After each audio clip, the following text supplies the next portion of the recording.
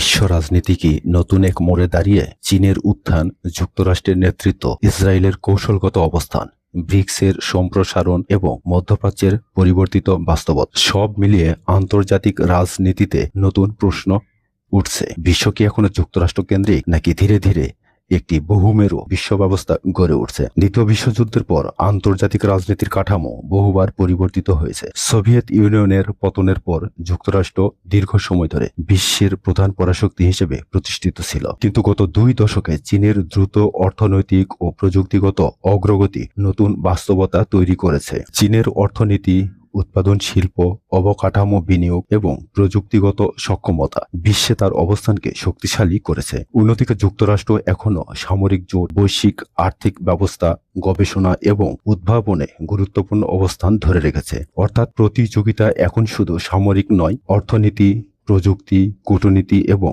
তথ্যপ্রযুক্তিতেও বিস্তৃত। মধ্যপ্রাচ্যে যুক্তরাষ্ট্র ইসরায়েল সম্পর্ক দীর্ঘদিনের কৌশলগত অংশীদারত্বের উপর দাঁড়িয়ে আছে। একদিকে চীন ও জ্বালানি, অবকাঠামো ও বাণিজ্যের মাধ্যমে এই অঞ্চলে তার উপস্থিতি বাড়িয়েছে, তবে সামরিক উপস্থিতির ক্ষেত্রে যুক্তরাষ্ট্র এখনো গুরুত্বপূর্ণ প্রভাবশালী শক্তি। ব্রিক্সের সম্প্রসারণ অনেকের নজর কেড়েছে, তবে এটি এখনো অর্থনৈতিক সহযোগিতার একটি প্ল্যাটফর্ম, সামরিক জোট নয়। সদস্য রাষ্ট্রগুলোর পররাষ্ট্রনীতি ও কৌশলগত অগ্রাধিকারও এক নয়। বিশ্ব রাজনীতির সবচেয়ে স্পর্শকাতর ইস্যুগুলোর একটি হলো তাইওয়ান। বিশ্লেষকদের মতে ভবিষ্যতে যুক্তরাষ্ট্র ও চীনের মধ্যে বড় ধরনের কৌশলগত উত্তেজনা তৈরি হলে তার অন্যতম কেন্দ্র হতে পারে এই অঞ্চল। তাহলে কি চীন, যুক্তরাষ্ট্র ও ইসরায়েলের বৈশ্বিক প্রভাবকে পুরোপুরি প্রতিস্থাপন করতে পারবে? বর্তমান তথ্য বলছে এমন সিদ্ধান্তে পৌঁছানোর সময় এখনো আসেনি, তবে এটাও সত্য, বিশ্বে নতুন শক্তির উত্থান আন্তর্জাতিক রাজনীতিকে আগের তুলনায় অনেক বেশি বহুমাত্রিক করে তুলছে।